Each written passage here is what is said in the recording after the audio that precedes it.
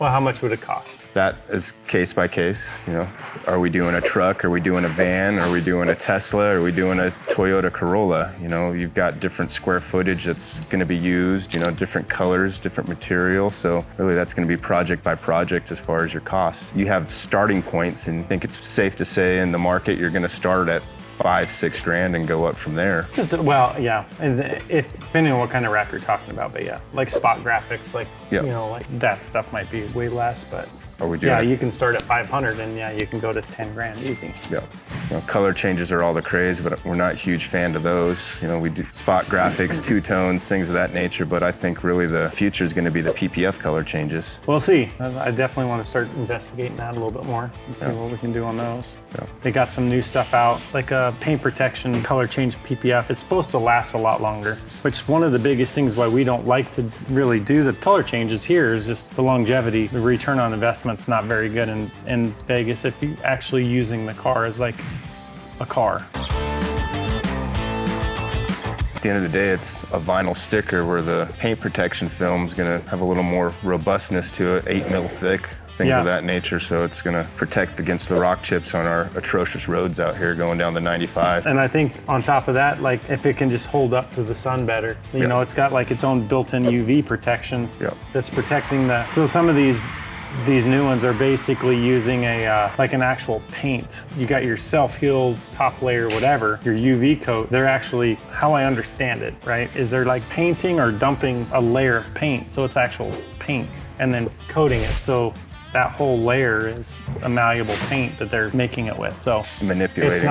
It's not a dyed color. It can fade and cook out. It's an actual resin, like a paint resin. Yeah. So that being said, in theory, they haven't been out that long. So in theory, these things should last a lot, longer than like a regular vinyl wrap. Cost-wise, though, I'm sure there's going to be a premium when you go to that. They're going to be harder to work with, but at the end of the day, if your car's not getting taken apart and put back together every 2 years, maybe it does last 5 years. And it's more of a sound investment because you're protecting your vehicle at the same time. I think it'll even out or be ahead at the end of it.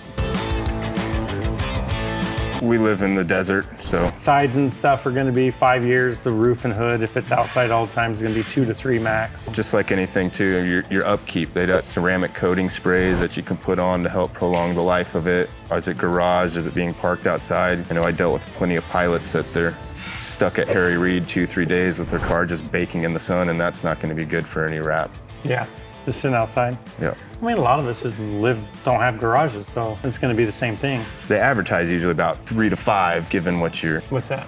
The longevity. You can get 5 out of them usually. 3M's says like 8 on their thing, but then they say that here it's like 50% of that, which is 4. Because you go to their website. If it goes to the vertical, anything in the sun, they got 0 warranty. Yeah. And their life expectancy might be 2. And they dictate it on their website too, I've seen before.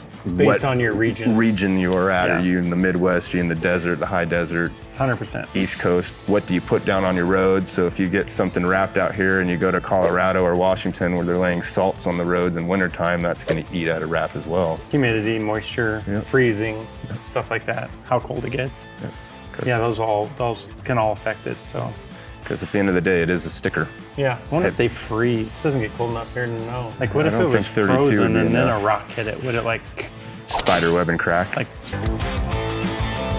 At the end of the day, it's a wrap and it's PPF, so it's not going to be a full color change. You're still, if you look closely enough, your jams, it's never going to be paint. But the thing about the PPF is, to me, it's going to be a better investment because it's not going to be as susceptible to rock chips that a vinyl film would be. When you start talking the milliliter, the thickness of the film, off not in tiny little chunks after it is cooked. Exactly. Like 5 years, your wrap's been on there. You can be 1/4 inch at a time at $100 an hour, 8-10 hours peeling that wrap off to get it back to what it was before. 8-10 hours on a hood. Yeah.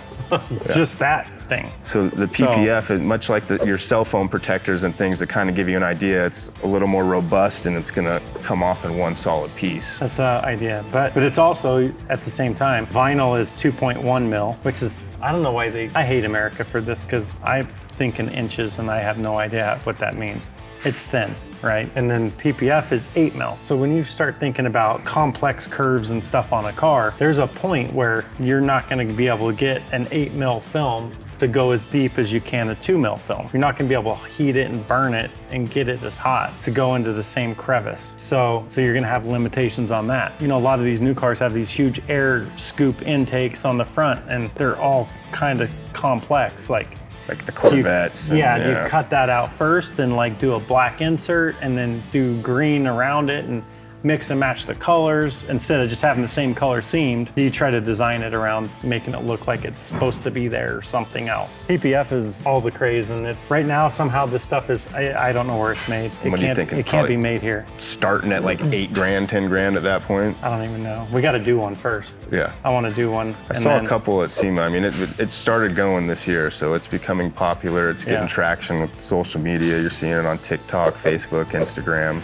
Everyone's talking about it. I had calls before I even totally wrapped my head around it, people wanting it and asking questions and pricing for it because they saw a TikTok video. Sometimes you get, as a business owner, you get moved into a direction, you're like, oh crap, like I don't, you know what I mean? There's so much information that people can have at their fingertips now, like, and you get somebody that's really researching stuff. I mean, I learn stuff all the time in my own industry or whatever I'm working on, just because you start researching, you're like, oh, then you just rabbit hole. Then you go so deep, you're like, oh, there's this new stuff coming out, and there's this, and there's this. I know that was like, popular this year. Yeah. And so the Plasti Dip sprays they've come a long ways with the color change on those that are people spraying cars. I don't know how I feel about spraying my car with it, but I have to test it out and see. I have to try some new Plasti Dip stuff. I haven't used any for a while, and mine was all spray can stuff. They had some chameleon colors this year. It was pretty cool. So the depth in like PPF is like deeper in whatever, you know, where the vinyl's real thin and it's glossy, but it's different. It's not like that. And the mediums will never match up. Like a wrap will never be identical to paint. And that wrap will never be identical to PPF, or that PPF will never be identical to paint either. I have a car that I took the windows out and did the whole roof in gloss black. And it's as close to paint as I've seen. I've done a ton of gloss black roofs. Like people will have like, oh, I got a Tahoe, because the new thing right now is the Tahoes with the top black. Like it's a red or white truck and we want the top all gloss black. This is awesome. But I don't know that with all of the doors and all the little pieces, I don't know if we haven't really played with this new stuff that much anyways, but I don't know if it'll be able to do all those things to make it, you know, perfect, because you can't have any gaps. You know, and a lot of these on the Tahoes, you have to pull the roof racks. If they've got windows and some of these big sunroofs and stuff, you got to figure all that out. Now all the back windows, it's the third brake light and the hinge and everything is all integrated into the back window, so it all moves together and it's all compound. So whatever material it is, you got to make sure it's going to make all of those things, because if you start having specks of and when you start color talking gloss, like bad. Gloss vinyl naturally will have a little more orange peel look to it than a gloss paint. Normally, yeah. Especially the 3M stuff for some reason. No blacks are created equally. I mean, I've had customers say, I just want black. Well, what shade of black? Can you bring the car here so we can match it up? Because some will have more gloss, some won't, some will be more neutral. Yeah, they got like 4 different matte blacks. So. Yeah. Subscribe to catch the next Shop Talk and go to teamacme.com or call 702-566-8326 to get a free quote today.